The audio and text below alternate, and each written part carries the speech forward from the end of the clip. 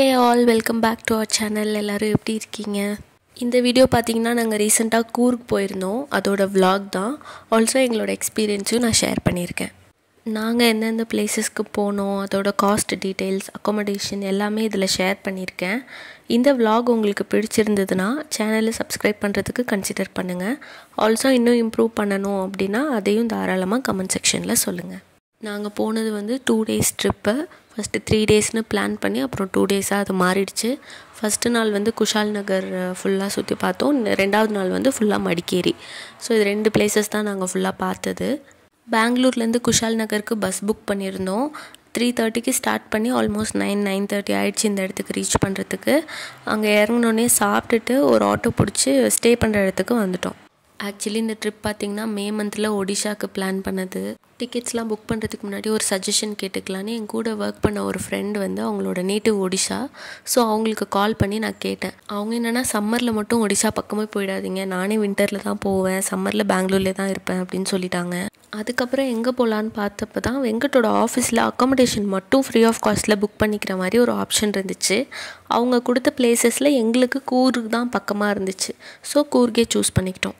Coming back to the village, first நாங்கள் போன இடம் வந்து golden temple, Buddha temple. Actually இது நாங்கள் போகணுன்னு செலக்ட் பண்ணி வச்சிருந்த பிளேசஸ்லேயே இதுதான் கொஞ்சம் டிஸ்டன்ஸ் ஜாஸ்தி. ஸோ ஃபஸ்ட்டு இதை கவர் பண்ணிட்டோன்னா அடுத்தடுத்து எல்லாம் ஈஸியாக இருக்குங்கிறதுனால ஃபஸ்ட்டு இங்கே தான் வந்திருந்தோம். இந்த கோவில், அப்புறம் இந்த ஆர்கிடெக்சர், அப்புறம் அங்கே உள்ளவங்க மோஸ்ட்லி அங்கே இருக்கிறவங்க எல்லாருமே நேபாளிஸ் இல்லை திபெத்தியன்ஸ் இவங்கள தான் இருக்காங்க. அதெல்லாம் பார்த்தோன்னே எனக்கு வந்து சுட்டி டிவி ஜாக்கி சான்குள்ளே போன மாதிரி ஒரு ஃபீல் இருந்துச்சு. ஏன் இந்த கோவில் கோல்டன் டெம்பிள்னால் இங்கே இருக்கிற 3 சாமி சிலையுமே கோல்டால் கோட் பண்ணியிருக்காங்க. அதாவது உள்ளே ஃபுல்லாக காப்பர், மேலே உள்ள லேயர் மட்டும் கோல்டால் கோட் பண்ணியிருக்காங்க. ஆல்சோ இந்த 3 ஸ்டாச்சுலேயும் சென்டரில் இருக்கிற புத்தா ஸ்டாச்சு வந்து 60 feet-னும் மற்ற 2 ஸ்டாச்சுஸுமே 58 feet-னும் அதில் மென்ஷன் பண்ணியிருந்தாங்க. ஸ்பெசிஃபிக்காக இவங்களுக்குன்னு உள்ள காலேஜஸ், ஸ்கூல்ஸ் எல்லாமே இந்த டெம்பிள் சுற்றி பக்கத்துலேயே இருக்குது. இந்த இடத்துல தான் நாங்கள் ஸ்டே பண்ணியிருந்தோம். இது வந்து கோவிலோட ஜஸ்ட் ஆப்போசிட்லேயே இருக்குது. கோவிலோட மெயின்டெனன்ஸில் தான் இந்த பால்ஜர் டார்ஜிலிங் இந்த கெஸ்ட் ஹவுஸ்னு அவங்க சொல்கிறாங்க. இதுவும் அதிலே தான் வருது. இங்கே எப்படின்னா வந்து ட்ரஸ்ட் மாதிரி இது இருக்குது. ஸோ 500 rupees தான் ஒரு நாள் நீங்கள் ஸ்டே பண்ணிங்கன்னா 500 rupees தான். கோல்டன் டெம்பிள் முடிச்சுட்டு அங்கேயே சாப்பிட்டுட்டு அதுக்கப்புறம் ஆட்டோவில் நிசர்கதாமா பேர்ட் பார்க் அங்கே போயிருந்தோம். இதை பேர்ட் பார்க்குன்னு சொல்கிறத விட நிசர்கதாமா ஐலாண்டுன்னு சொல்லலாம்.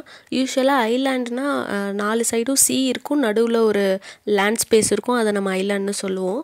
இது வந்து 4 சைடுமே ரிவர், காவேரி ரிவர் ஓடும், நடுவில் ஒரு ஸ்பேஸ். இதுதான் நிசர்கதாமா ஐலாண்ட். எனக்கு அன்றைக்கி போனதுலே இந்த இடம் தான் ரொம்ப பிடிச்சிருந்தது. உள்ளார போகிறதுக்கு வந்து ஹேங்கிங் பிரிட்ஜ் மாதிரி ஒன்று வச்சுருந்தாங்க. கொஞ்சம் தூரம் வரைக்குமே பேம்பு பிளான்டேஷன் தான் உள்ளார.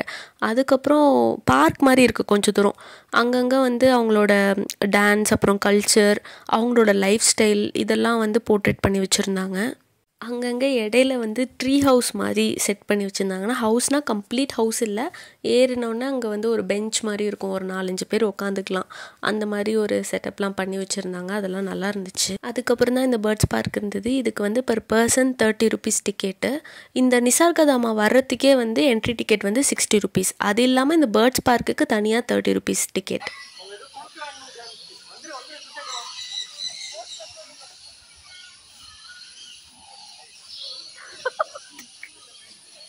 இந்த பேர்ட்ஸுக்கெலாம் இப்போ ஃபீட் பண்ணுற டைம் போல் இருக்குது. அதனால் நாங்கள் ஏதோ கொடுக்க வரோம்னு நினச்சிட்டு கிட்டக்கு வந்து சாப்பிட்ற மாதிரி வந்து பார்த்துட்டு போச்சு. இந்த பேர்ட் பார்க்லேருந்து வெளில வந்தோடனே நிறைய ஆக்டிவிட்டீஸ்லாம் கொஞ்சம் வச்சுருந்தாங்க. ஜிப்லைன், அப்புறம் இந்த ரோப் வாக்கிங், இந்த மாதிரிலாம். வெங்கட் மட்டும் இந்த ஜிப்லைன் ட்ரை பண்ணாங்க.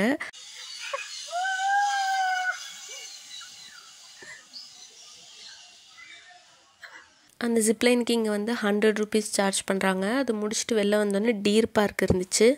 அங்கேயும் கரெக்டாக ஃபீட் பண்ணுற டைமுக்கு போயிருந்தோம் போல் இருக்குது. கிராஸ் எல்லாம் கட் பண்ணி ஒருத்தவங்க போட்டுட்டு இருந்தாங்க. எல்லாம் அழகாக வந்து சாப்பிட்டுட்டு இருந்துச்சு. இந்த ஐலாண்டோட கடைசி இந்த காவேரி ரிவர்.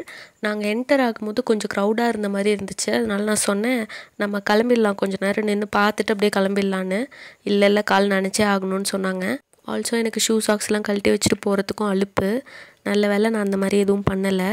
ஏன்னா அவ்வளோ ரிலாக்ஸிங்காக இருந்துச்சு நம்ம உள்ளே போய் கால் நினச்சோன்னே.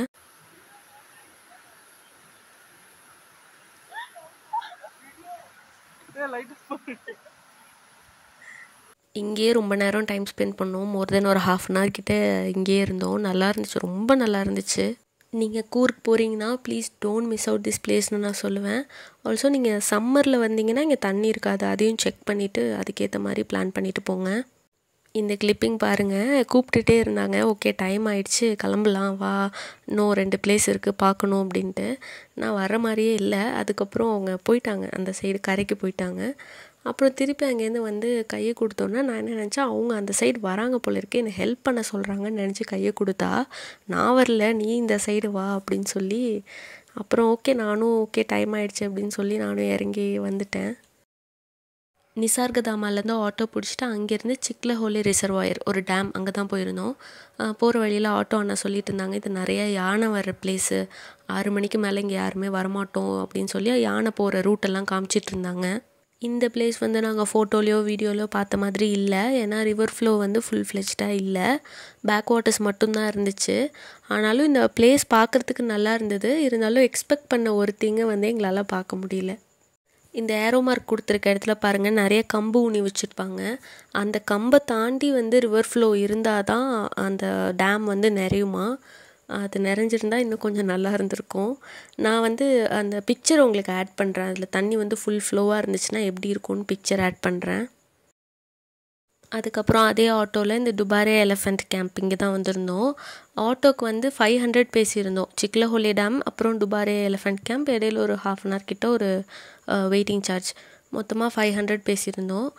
இங்கே வந்து போட்டிங், ரிவர் ராஃப்டிங் இது எல்லாமே பண்ணுறாங்க. பட் நாங்கள் வந்து டுபாரே எலிஃபெண்ட் கேம்ப் பார்க்கணுன்னு வந்திருந்தோம். அது வந்து இந்த ரிவருக்கு அந்த சைடு இருக்குது, போட்டில் க்ராஸ் பண்ணி கூட்டிகிட்டு போவாங்களாம். அது 4 மணிக்கு தான் வந்து கூட்டிகிட்டு போவாங்க அப்படின்னு சொன்னாங்க. சரி அது வரைக்கும் டைம் வேஸ்ட் பண்ண வேணாம் அப்படின்னு சொல்லிட்டு சாப்பிட போயிட்டோம். ட்ராவல் பண்ணுறோமே கொஞ்சம் மைல்டாக இருக்கட்டும்னு தயிர் சாதம் சொல்லியிருந்தேன். அது ஒரு குத்தமாடான்னு கேட்குற மாதிரி வெங்காயத்தெல்லாம் அரிஞ்சு தயிர் சாதத்தில் போட்டு கொடுத்துருந்தாங்க.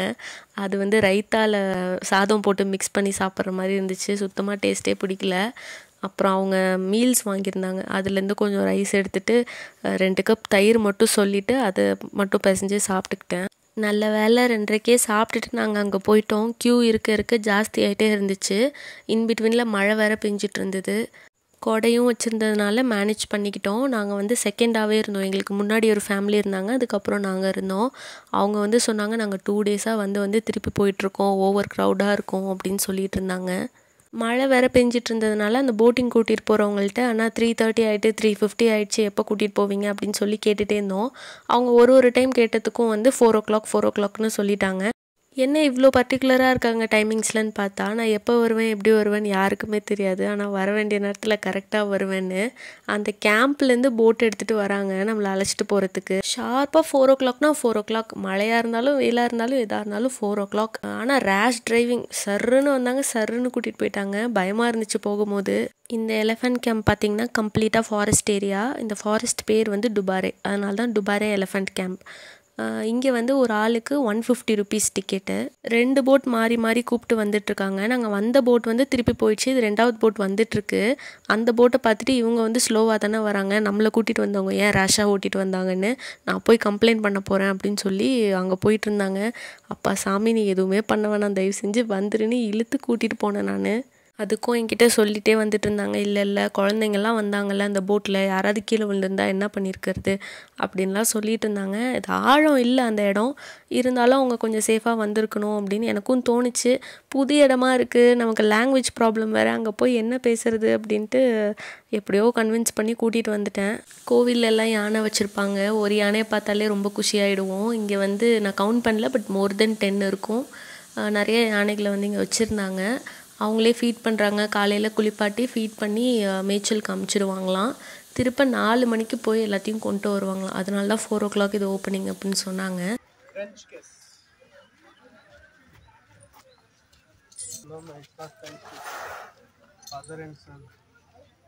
4 மணிக்கு அழைச்சிட்டு வந்து ஃபீட் பண்ணிவிட்டு மறுபடியும் காட்டுக்கே அனுப்பிச்சிடுவாங்களாம். திரும்ப காலையில் கொண்டு வருவாங்களாம். இங்கே ஒரு போர்டில் அந்த யானையோட டெய்லி ரொட்டீன்லாம் மென்ஷன் பண்ணியிருந்தாங்க. காலையிலேருந்து அந்த யானைக்கு என்னென்ன பண்ணுறாங்க, எந்தெந்த டைமிங்ஸில் என்ன பண்ணுறாங்கங்கிறதெல்லாம் போட்டிருந்தாங்க. இங்கே இந்த கேம்பை பார்க்கணுன்னு நினச்சிங்கன்னா பெஸ்ட் டைம் வந்து மார்னிங்கில் வர்றது தான். ஏன்னா காலையில் தான் யானையை குளிப்பாட்டுறது இதெல்லாமே பார்க்க முடியும், ஈவினிங்கில் ஃபீட் பண்ணுறதை மட்டும்தான் பார்க்க முடியும்.